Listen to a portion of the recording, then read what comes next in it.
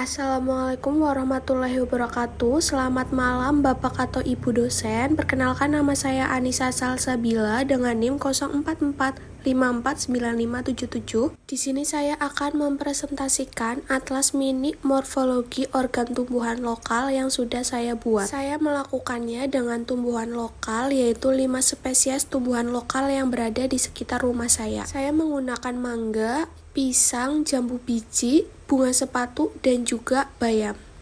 Pertama-tama saya ucapkan puji syukur kehadirat Allah yang Maha Esa karena atas rahmatnya dan karunia-Nya saya dapat diberikan kesehatan sehingga dapat menyelesaikan tugas kali ini. Saya juga mengucapkan terima kasih kepada dosen yang telah memberikan bimbingan serta kepada orang tua dan teman-teman yang telah membantu dan mendukung dalam proses penyusunan atlas ini. Atlas ini disusun untuk memenuhi tugas serta sebagai media pembelajaran sederhana mengenai morfologi tumbuhan yang ada di lingkungan sekitar.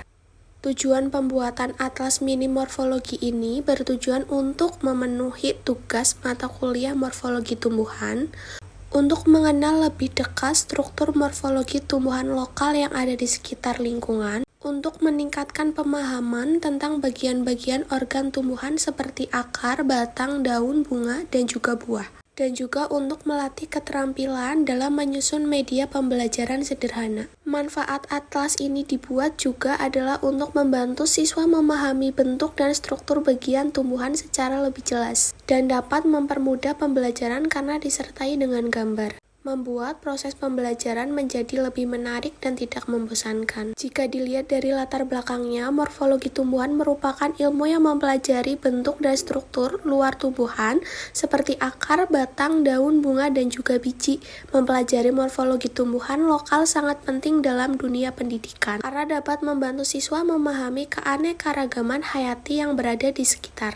Sesuai dengan latar belakang dan tujuan, lokasi pengamatan yang dilakukan yaitu di sekitar lingkungan rumah saja, dengan teknik observasi langsung di lapangan dan juga dokumentasi berupa foto tumbuhan. Yang nantinya pengumpulan data akan saya buat satu halaman satu tumbuhan, dengan disertai deskripsi morfologi secara lengkap. Tumbuhan pertama yang saya amati yaitu mangga. Mangga sendiri memiliki nama ilmiah Mangifera indica. Mangga memiliki akar tunggang, kuat, dan juga menembus sampai tanah. Batang mangga berkayu, keras, bercabang banyak. Daunnya tunggal, lonjong, dan berwarna hijau tua. Mangga memiliki bunga kecil berwarna putih kekuningan dan juga memiliki buah berwarna kekuningan, berdaging, dan juga berbiji besar dan keras. Kegunaan tradisionalnya itu biasanya sebagai makanan dan kadang juga dipakai sebagai pengobatan tradisional. Mangga sering tumbuh di pekarangan rumah dan menghasilkan buah musiman. Untuk tumbuhan yang kedua yaitu pisang. Akar pisang yaitu serabut dengan batang semu dari pelepah daun. Daunnya sangat lebar dan mudah disobek. Untuk bunganya itu muncul dari dalam jantung pisang.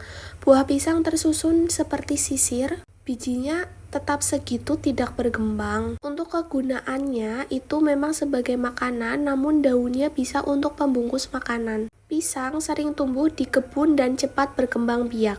Yang ketiga ada tumbuhan jambu biji dengan akar tunggang, batangnya berkayu dan mudah mengelupas. Untuk bentuk daunnya oval, tulangnya itu jelas. Jambu biji sendiri itu memiliki bunga kecil berwarna putih. Buahnya bulat dan memiliki biji yang banyak, yang kecil dan keras. Kegunaannya itu adalah sebagai obat diare. Jambu biji sering tumbuh liar di kebun atau di pinggir jalan. Untuk tanaman yang keempat yaitu dari bunga sepatu. Akar bunga sepatu yaitu tunggang dengan batang berkayu kecil, daunnya tunggal dan juga bergerigi. Bunganya besar dan mencolok. Untuk buahnya itu berbentuk kapsul kecil, bijinya kecil dan banyak.